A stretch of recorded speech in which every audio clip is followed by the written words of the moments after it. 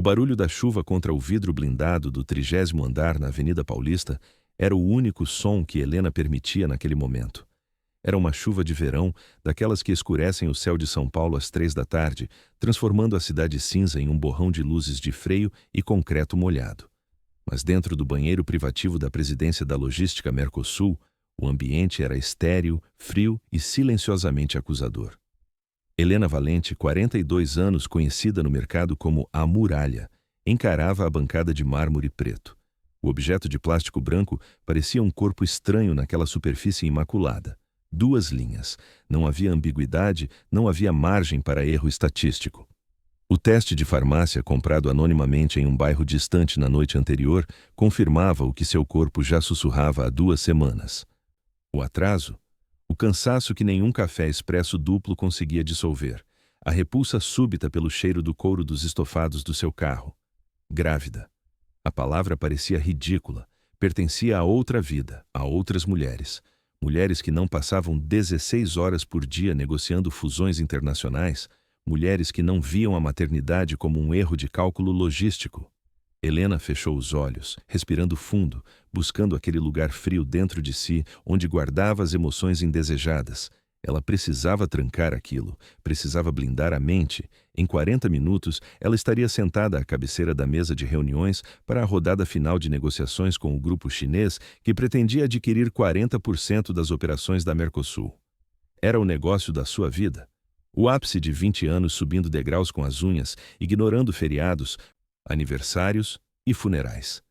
Se ela demonstrasse fraqueza, se houvesse qualquer hesitação, o conselho de administração composto por 5 homens que esperavam o primeiro deslize para retomar o controle, a devoraria viva. E havia Lucas. Helena abriu os olhos e varreu o teste para dentro da bolsa de couro, enrolando-o em lenços de papel como se fosse lixo radioativo. Lucas, 29 anos, diretor de operações de campo, brilhante, caótico, solar.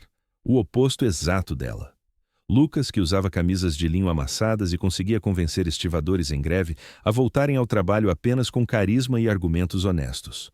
Lucas, com quem ela compartilhara uma única noite 35 dias atrás, durante a inspeção técnica no Porto de Belém. Não fora amor. Helena não acreditava em amor romântico, não da forma como os livros vendiam.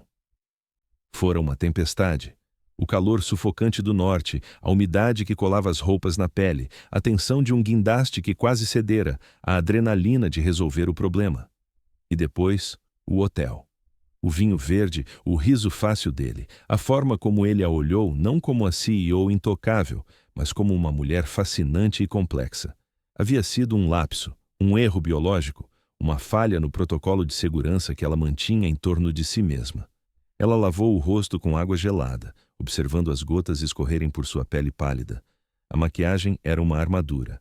Base, corretivo para as olheiras que denunciavam as noites mal dormidas, batom cor de vinho.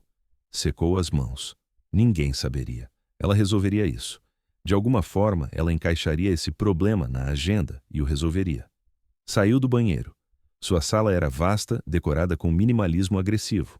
Aço, vidro, obras de arte abstrata que valiam mais que apartamentos inteiros. Sua secretária, Beatriz, uma mulher eficiente e discreta, entrou assim que ouviu a porta destravar. Dona Helena, o Sr. Ávila da Horizonte Investimentos, confirmou presença.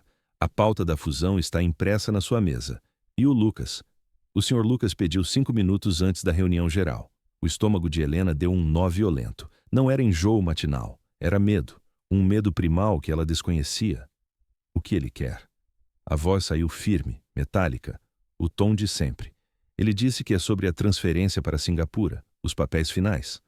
Helena assentiu, caminhando até sua cadeira giratória e sentando-se com a postura ereta de uma rainha prestes a ordenar uma execução. Singapura. Claro. Ela mesma havia aprovado aquilo 3 meses antes. Era uma promoção extraordinária para ele, chefiar o braço asiático da logística. O afastaria do Brasil por, no mínimo, 2 anos. Era perfeito. Era a solução.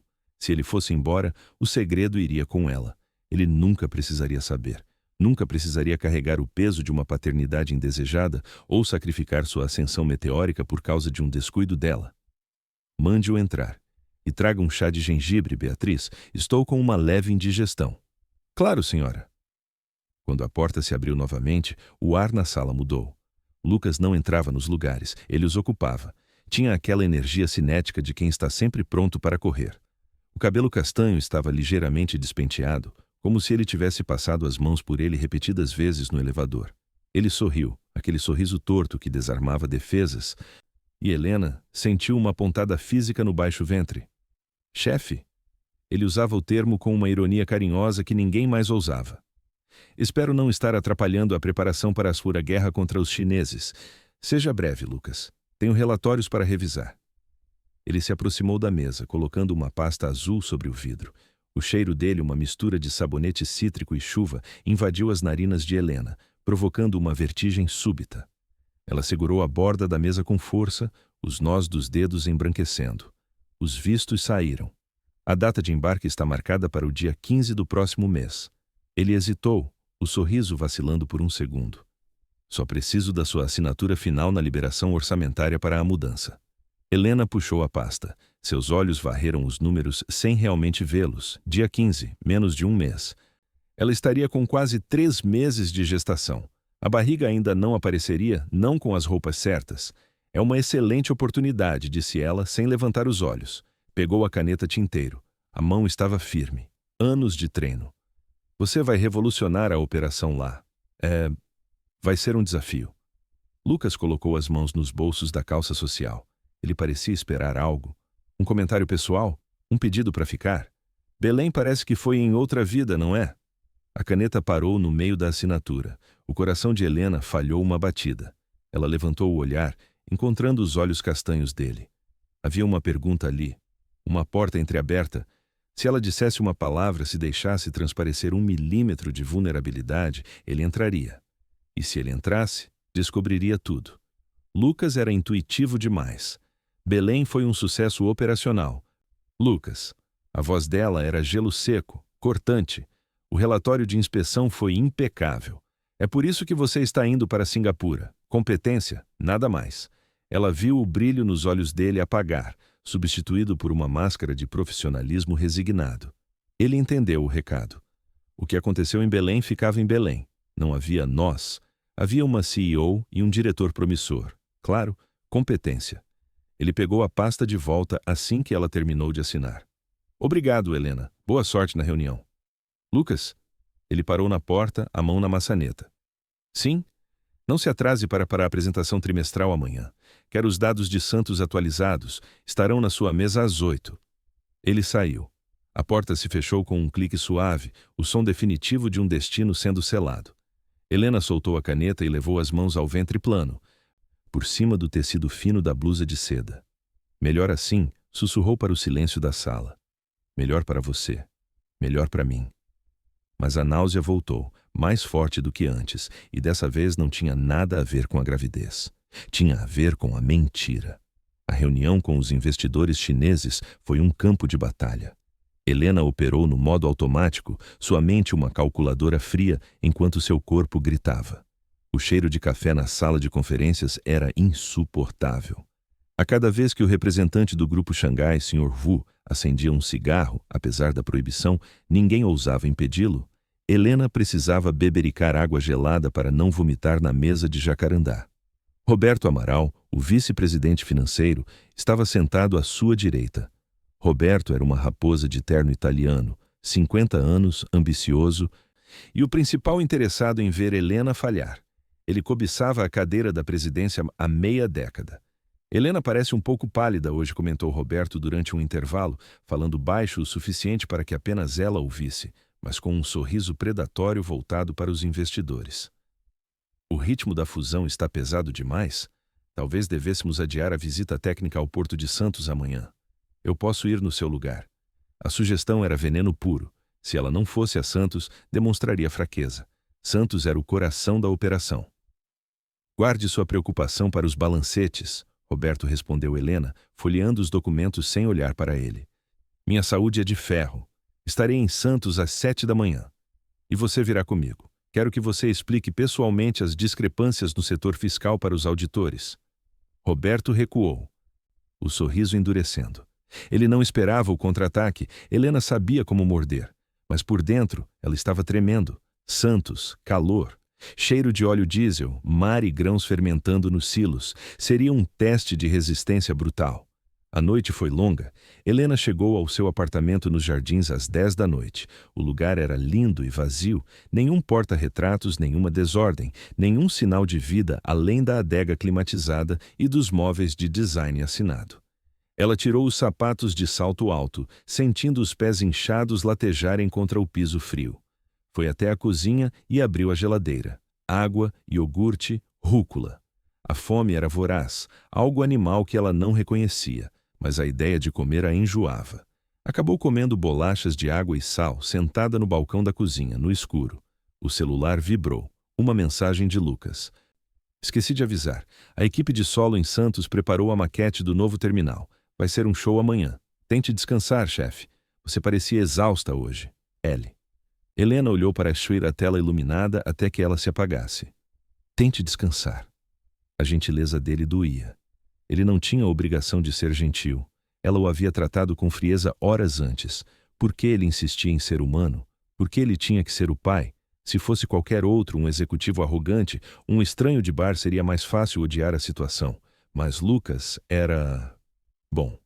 E isso tornava a traição dela, o silêncio dela, 1000 vezes pior.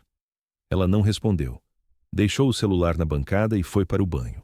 Sob a água quente, ela tocou o próprio corpo. Os seios estavam sensíveis, doloridos. A pele parecia mais esticada.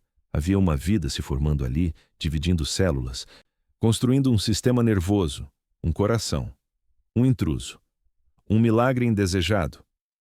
Eu não sou mãe, disse ela para o vapor. Eu sou uma CEO. Eu sou a Helena Valente.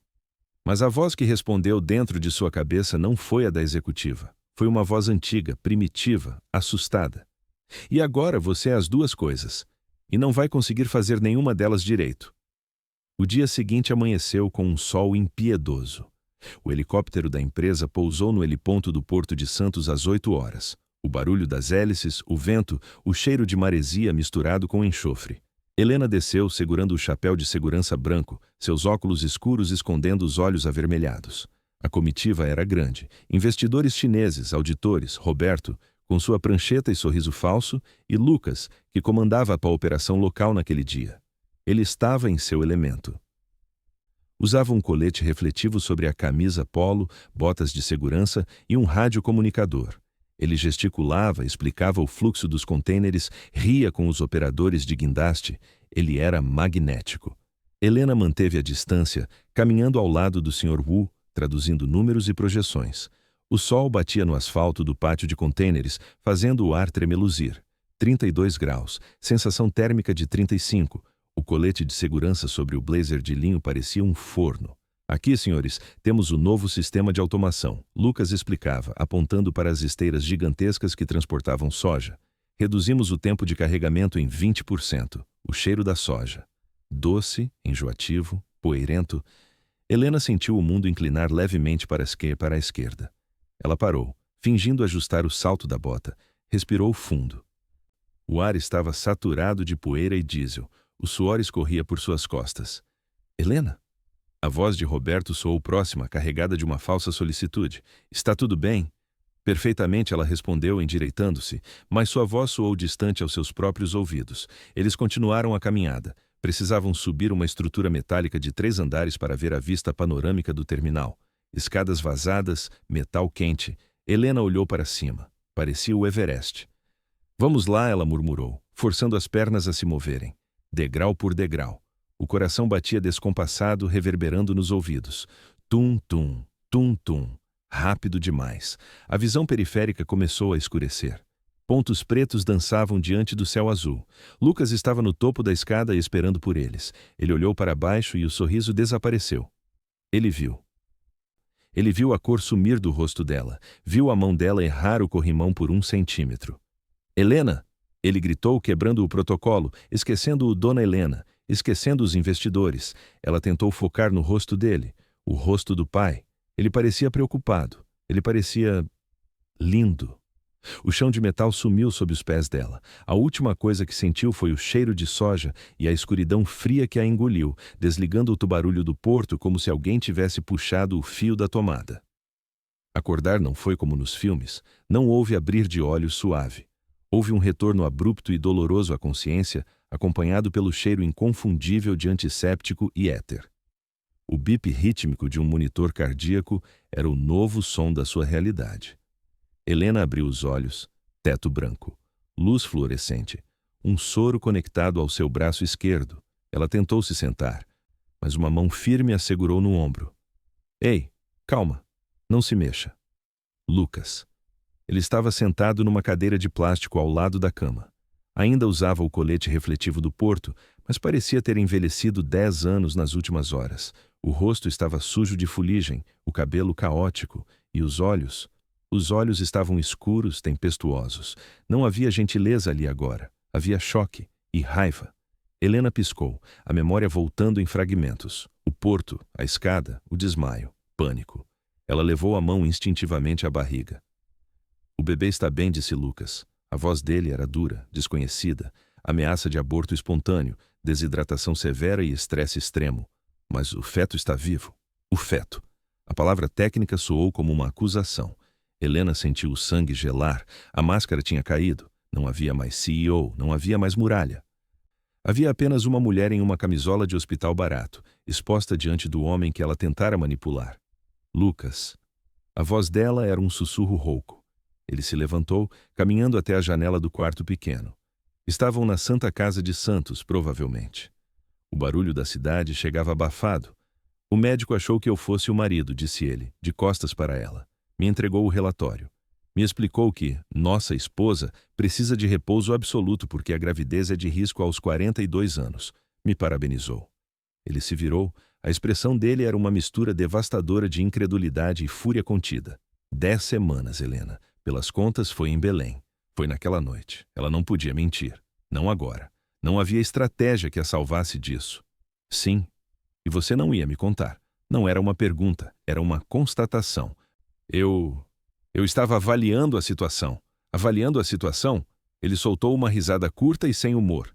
É um filho, Helena. Não é uma cláusula contratual. Não é um ativo que você decide se liquida ou mantém baseado na cotação do dólar. Abaixe o tom. Ela sibilou, o instinto de controle tentando emergir. Estamos num hospital. Alguém pode ouvir. Que se dane quem vai ouvir. Ele se aproximou da cama, apoiando as mãos na grade lateral, invadindo o espaço pessoal dela. Você assinou minha transferência para a Ásia ontem. Você olhou na minha cara, sorriu e me mandou para o outro lado do mundo enquanto carregava meu filho na barriga. Que tipo de pessoa faz isso? Uma pessoa que sabe que a sua carreira é mais importante que um acidente de percurso? Helena explodiu, a defesa jorrando para fora. O que você queria? Que eu te prendesse aqui? Que eu transformasse você no namoradinho da chefe? Você tem 29 anos, Lucas. Você tem um futuro brilhante. Uma criança agora. Comigo, seria uma âncora no seu pescoço. Quem decide o que é âncora na minha vida sou eu. Ele gritou, depois respirou fundo, passando a mão pelo rosto, tentando se controlar. Você roubou minha escolha. Você decidiu por mim como decide tudo na empresa. Mas isso não é a empresa. Eu fiz o que achei pragmático, ela disse, mas a voz tremeu. Pela primeira vez em anos, ela sentiu lágrimas queimando nos cantos dos olhos. Ódio. Ela odiava chorar. Eu não queria estragar sua vida. Você não estava protegendo a minha vida, Helena. Estava protegendo a sua, o seu controle, o seu segredo. Ele se afastou da cama, pegando o capacete de segurança que estava sobre uma mesinha. Para onde você vai? A pergunta escapou antes que ela pudesse impedir. O medo de ficar sozinha, de repente, era avassalador. Preciso pensar. Preciso sair daqui antes que eu diga algo de que me arrependa. Ele parou na porta, sem olhar para trás. O médico disse que você fica em observação até amanhã. O Roberto assumiu a comitiva chinesa, disse que você teve uma queda de pressão por causa do calor. Ninguém sabe a verdade. Ainda. Lucas, espere. O que você vai fazer? Eu não sei. Ele abriu a porta. Mas Singapura acabou de sair dos meus planos. Não vou para lugar nenhum enquanto não resolvermos isso. A porta bateu. Helena ficou sozinha com o bip do monitor e o zumbido do ar-condicionado. Ela levou as mãos ao rosto, sentindo as lágrimas quentes e humilhantes escorrerem.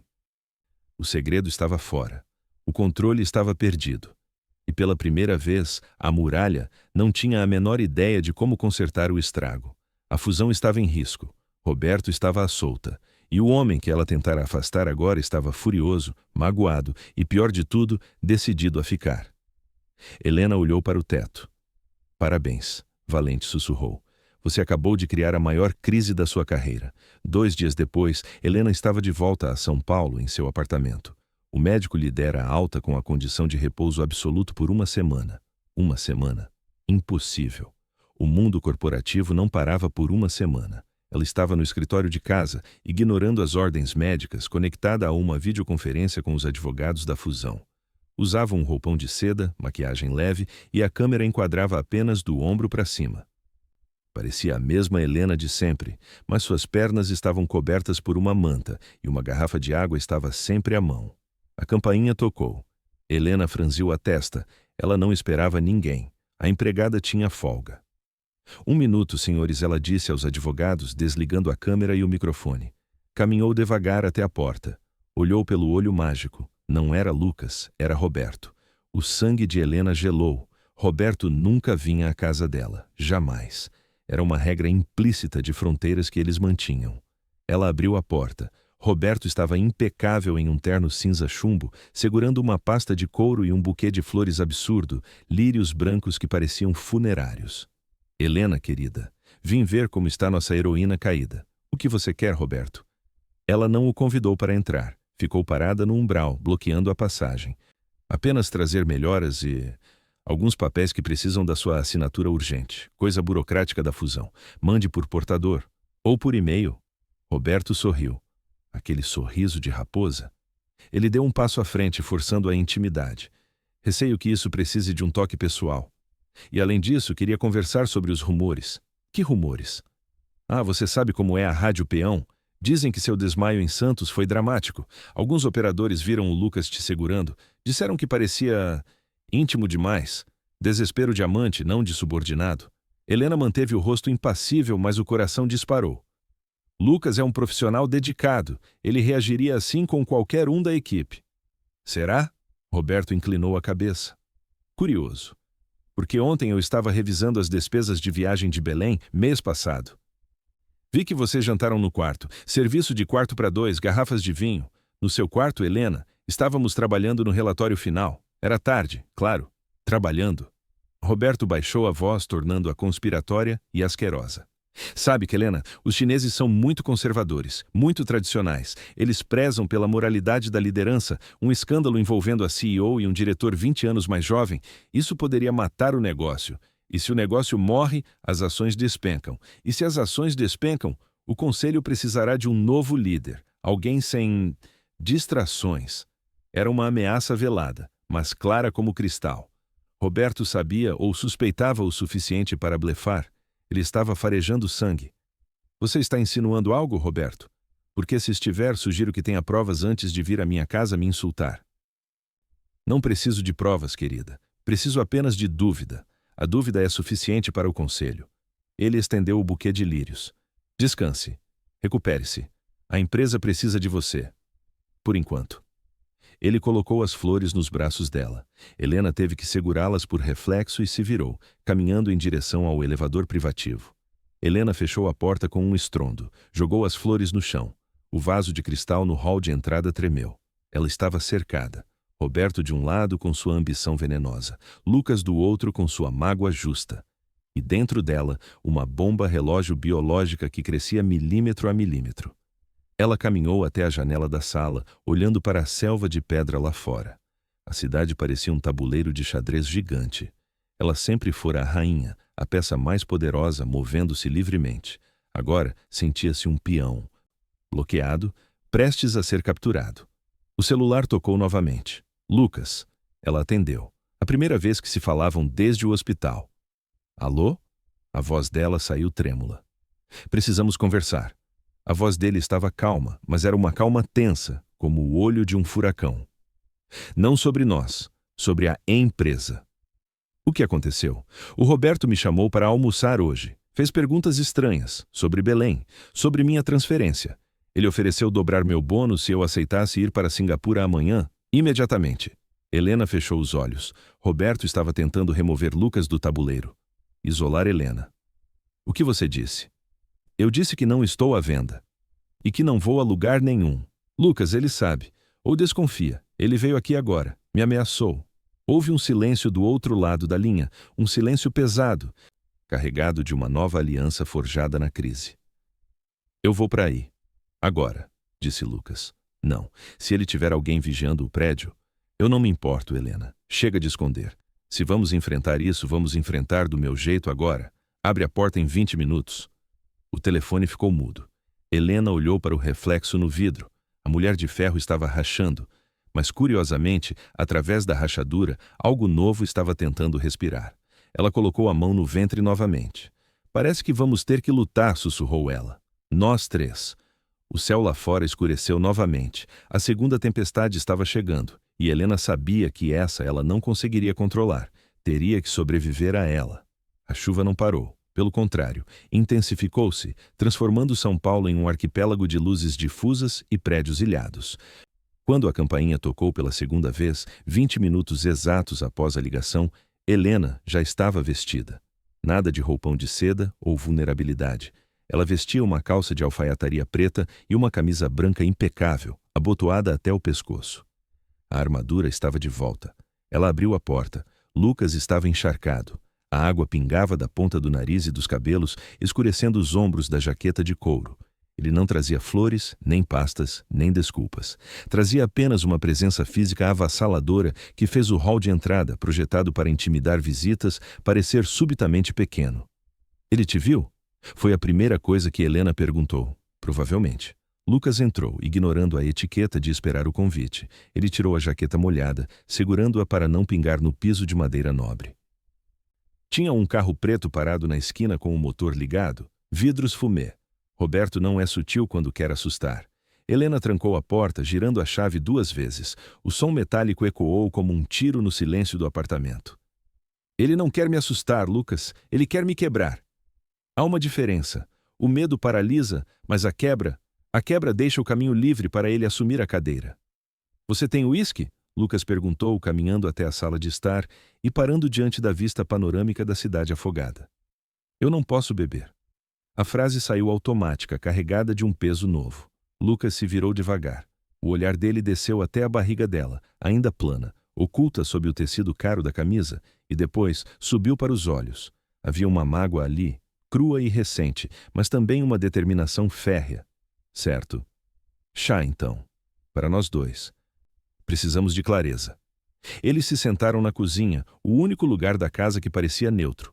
O mármore Carrara da ilha central separava os dois como uma fronteira diplomática. Enquanto a água fervia, o silêncio esticava-se, tenso. Eu não vou para Singapura, Lucas disse, quebrando-se o silêncio. Não era um pedido, era um fato consumado. Se você recusar a transferência agora, sem motivo aparente, o RH vai sinalizar. Roberto vai usar isso como prova de insubordinação ou de conluio. Então me dê um motivo. Lucas apoiou os cotovelos na bancada, inclinando-se para a frente. Um motivo profissional. Cancele a transferência. Diga que precisa de mim aqui para na transição da fusão com os chineses. Minha equipe em Santos é a melhor. O Sr. Wu gostou da minha apresentação. Use isso. Helena analisou a proposta. Era arriscado. Manter o ex-amante e pai do filho por perto sob os holofotes de uma auditoria ética era suicídio. Mas mandá-lo para longe, com Roberto farejando sangue, era deixar um flanco exposto. Roberto poderia cooptar Lucas, ou pior, fabricar provas contra ele à distância. Eu posso te nomear líder de integração operacional. É um cargo temporário, vinculado diretamente à presidência. Justifica sua permanência em São Paulo e sua presença constante nas reuniões do conselho. Feito. Mas tem um preço, Lucas. Helena serviu o chá, o vapor de camomila subindo entre eles. Distância absoluta. No escritório, somos estranhos. Nada de almoços, nada de conversas de corredor, nada de olhares. Se Roberto desconfiar que estamos alinhados, ele vai atacar. Ele precisa acreditar que você é apenas um peão ambicioso que eu estou usando. E você precisa agir como se me odiasse um pouco. Lucas pegou a xícara. O calor da cerâmica aqueceu suas mãos frias. Ele olhou para Helena, realmente olhou para ela, despindo a imagem da CEO e vendo a mulher encurralada, grávida e apavorada por trás da máscara de gelo. Eu não preciso fingir que estou com raiva de você, Helena, eu estou. A honestidade dele foi um soco no estômago. Você escondeu meu filho. Você tentou me despachar como uma carga excedente? Eu estou furioso, mas eu não vou deixar aquele abutre do Roberto destruir você ou o futuro dessa criança. Nós não somos uma família, Lucas. Não confunda as coisas. Isso é uma aliança estratégica. Chame do que quiser. Ele bebeu um gole do chá, os olhos fixos nela. Mas a partir de agora você não está mais sozinha nessa trincheira. E você vai comer. Eu vi sua geladeira. Está vazia. Uma grávida não vive de água e bolacha. Helena abriu a boca para protestar, para reafirmar sua independência, mas a exaustão a venceu. Ela assentiu, uma única vez, um movimento breve e seco. Tudo bem. Naquela noite, Lucas dormiu no sofá da sala, por segurança, caso Roberto tentasse outra visita surpresa. Helena deitou-se em sua cama king size, ouvindo a respiração da casa. Pela primeira vez em 15 anos, havia outra pessoa ali. E, estranhamente, o pânico cedeu lugar a um sono profundo e sem sonhos. As semanas seguintes foram um exercício de tortura psicológica e física. A gravidez, que nas primeiras semanas fora apenas um conceito abstrato e 2 linhas num teste, agora cobrava seu preço com juros compostos. A náusea matinal era pontual, violenta e indiscriminada. Helena aprendeu a mapear os banheiros menos utilizados do prédio da Mercosul. O banheiro do 15º andar, próximo ao arquivo morto, tornou-se seu refúgio secreto às 10 horas da manhã. Ela levava escova de dentes, pastilhas de hortelã e voltava para as reuniões pálida, mas composta. Roberto estava em toda parte. Ele pairava. Nas reuniões de diretoria, fazia comentários ambíguos sobre vitalidade e energia para novos ciclos. Ele auditava cada relatório que passava pelas mãos de Helena, procurando uma vírgula fora do lugar. E havia Lucas. Ele cumpriu o acordo à risca. Na frente dos outros era frio, eficiente, quase protocolar. Chamava-a de Senhora Valente. Discutia prazos com uma rigidez que convenceu até os fofoqueiros do RH de que a relação entre a presidência e a operação estava desgastada. Mas, nos bastidores, ele era uma sombra protetora.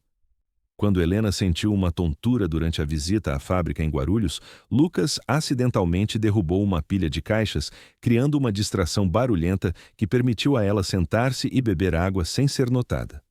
Quando o cheiro de café na copa da presidência se tornou insuportável, a máquina de expresso quebrou misteriosamente e Lucas foi visto reclamando com a manutenção, garantindo que ela fosse retirada para conserto por uma semana. E todas as noites, às 19 horas, um entregador deixava na portaria do prédio dela uma refeição balanceada, sem bilhetes, sem nomes, apenas comida nutritiva, sopas, grelhados, frutas. Helena comia sozinha, sentindo um nó na garganta que não era enjoo, era gratidão. E a gratidão era perigosa. Ela amolecia as muralhas. O 4º mês chegou. A barriga começou a despontar, uma curva suave e firme que as roupas de alfaiataria já não conseguiam disfarçar completamente. Helena trocou os blazers acinturados por cortes mais retos, usava lenços estratégicos, mantinha a bolsa na frente do corpo ao caminhar. Mas Roberto não era cego. Era uma terça-feira chuvosa quando a armadilha foi armada. Helena foi convocada para uma reunião extraordinária do Conselho Consultivo. Pauta: riscos de continuidade. Ao entrar na sala de vidro, sentiu a atmosfera pesada. Os 5 conselheiros estavam lá. Roberto estava sentado na ponta oposta, com um sorriso que não chegava aos olhos e uma pasta vermelha à sua frente. Sente-se, Helena, disse o Sr. Almeida, o presidente do conselho, um homem de 70 anos que via a empresa como uma extensão de sua própria família tradicional. Helena sentou-se, manteve a postura ereta, embora as costas doessem infernalmente. Temos recebido relatórios preocupantes, Helena começou Almeida, sobre sua saúde, sobre sua capacidade de liderar a fusão com o Grupo Xangai. Minha saúde está perfeita, Sr. Almeida. Os resultados do último trimestre falam por si. Aumentamos a margem de lucro em 12%. Números podem ser maquiados, interrompeu Roberto abrindo a pasta. Mas fatos biológicos não. Ele deslizou uma foto sobre a mesa de Mogno. Não era uma foto de sexo nem de beijo. Era uma foto tirada com teleobjetiva, granulada, mas clara. Mostrava Helena no estacionamento de uma clínica obstétrica renomada no Itaim Bibi, saindo com a mão protetora sobre o ventre. O silêncio na sala foi absoluto. O ar-condicionado parecia ter congelado o tempo. Uma fonte me enviou isso, disse Roberto com falsa modéstia.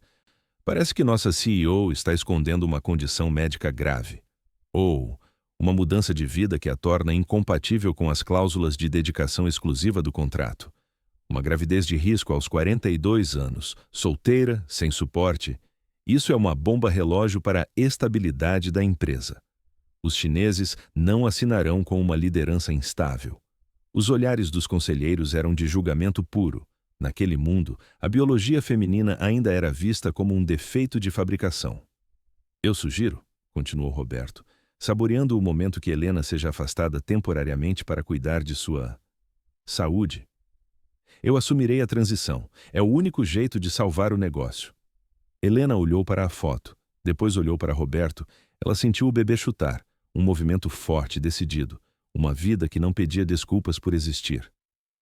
E algo quebrou dentro de Helena. Não foi a sua força. Foi o medo. O medo de ser descoberta desapareceu, substituído por uma clareza fria e implacável. Ela havia passado 15 anos tentando ser um homem de saias, tentando apagar sua natureza para caber naquelas salas. E para quê?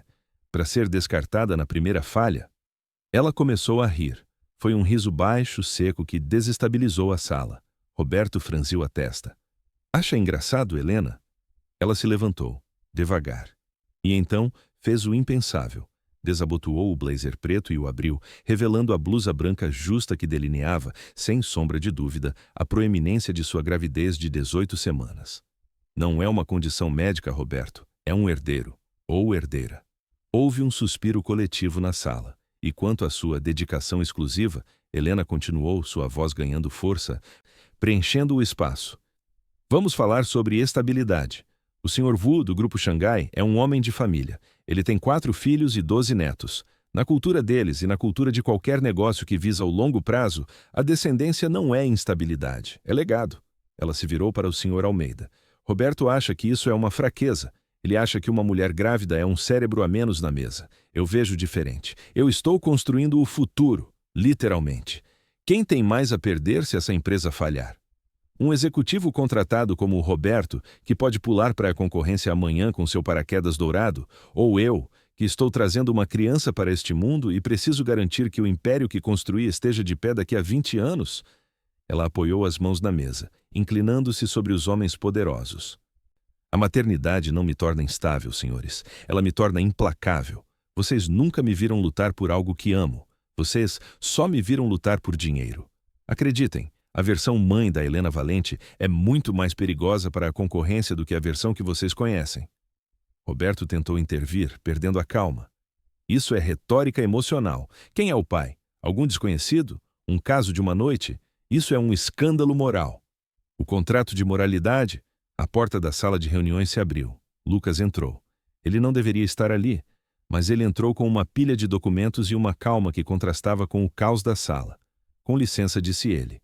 O Sr. Wu acaba de enviar a confirmação final da agenda. Ele quer jantar hoje à noite e especificou que quer a presença da Sra. Valente e de sua família, se possível.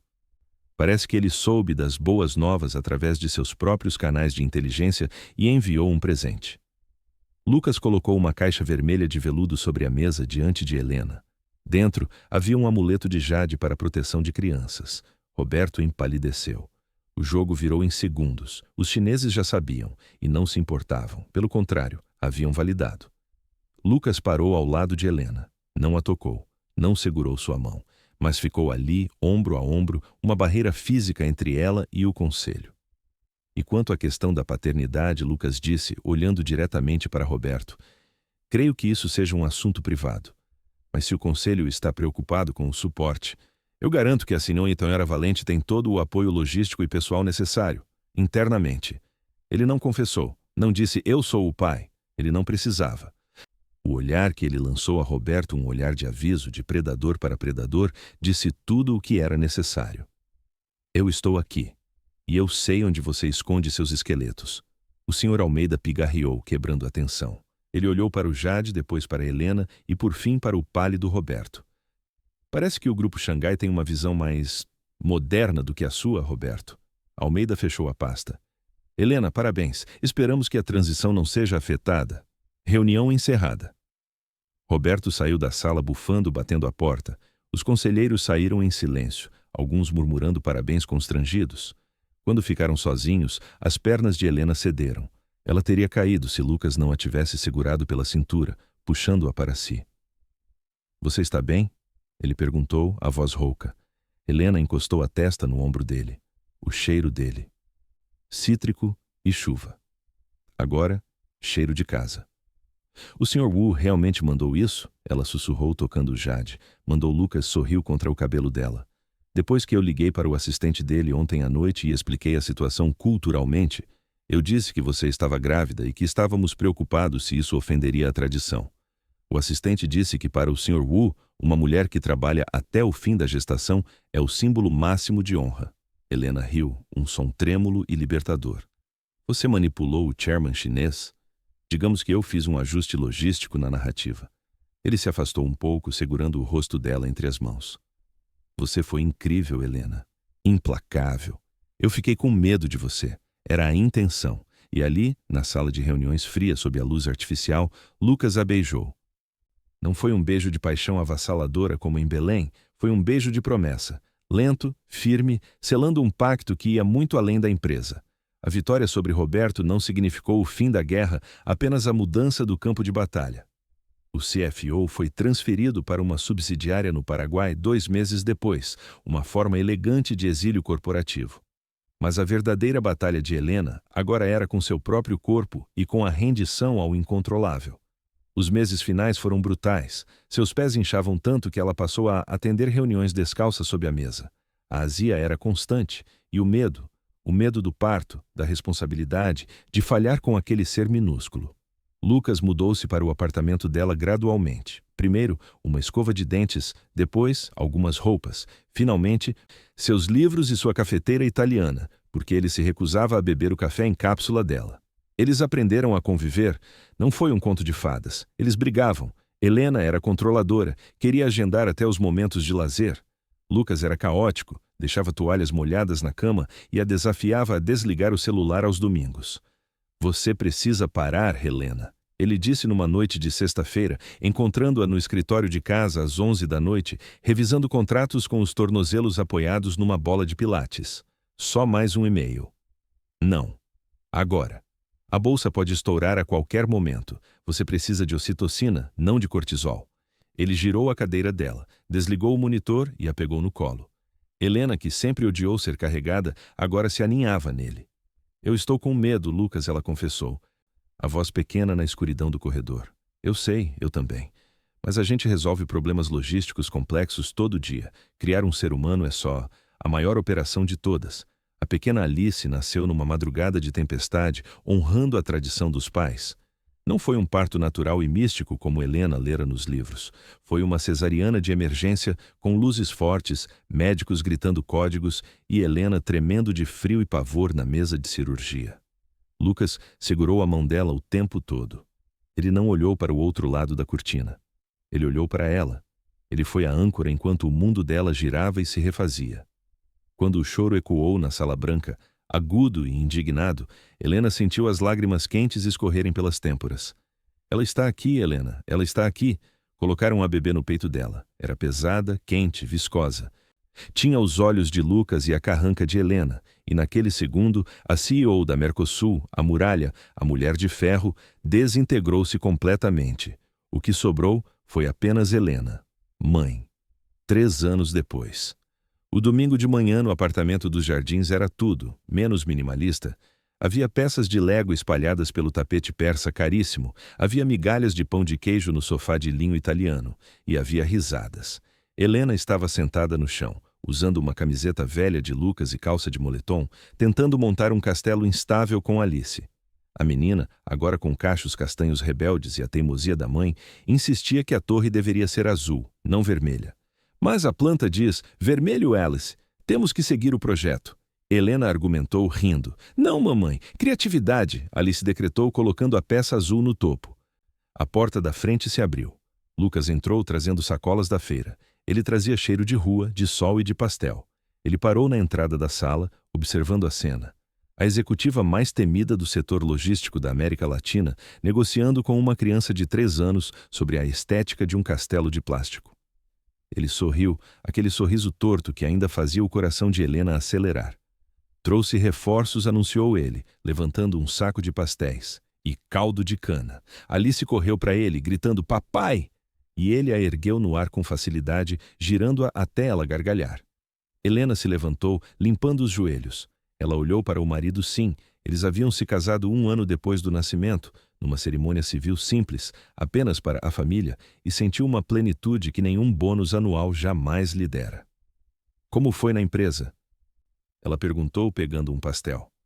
Lucas agora era o COO, diretor de operações. Eles dividiam o comando. Ele cuidava das pessoas, ela cuidava da estratégia.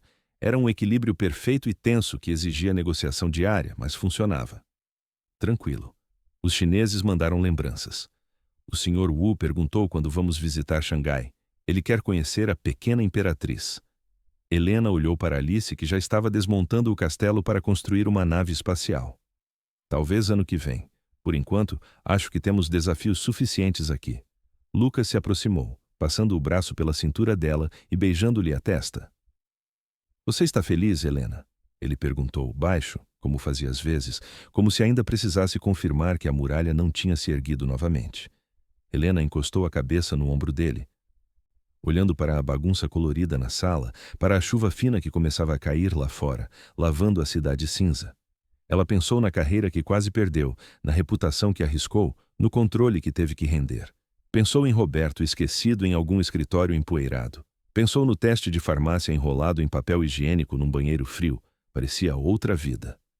Eu estou exausta, disse ela, sorrindo. A casa está uma bagunça, tenho uma reunião com o conselho amanhã às 8. Alice rabiscou meu relatório trimestral com giz de cera. Ela se virou para ele e o beijou. E eu nunca fui tão feliz em toda a minha vida. Lucas sorriu, apertando-a contra si. Ótimo. Agora me ajuda a limpar esse lego antes que eu pise em um e xingue na frente da criança. Eles riram. E no reflexo da janela com a cidade de São Paulo ao fundo, eles não pareciam uma CEO e seu subordinado, nem protagonistas de um escândalo. Pareciam apenas uma família, imperfeita, caótica e real, construindo seu próprio castelo, peça por peça, dia após dia.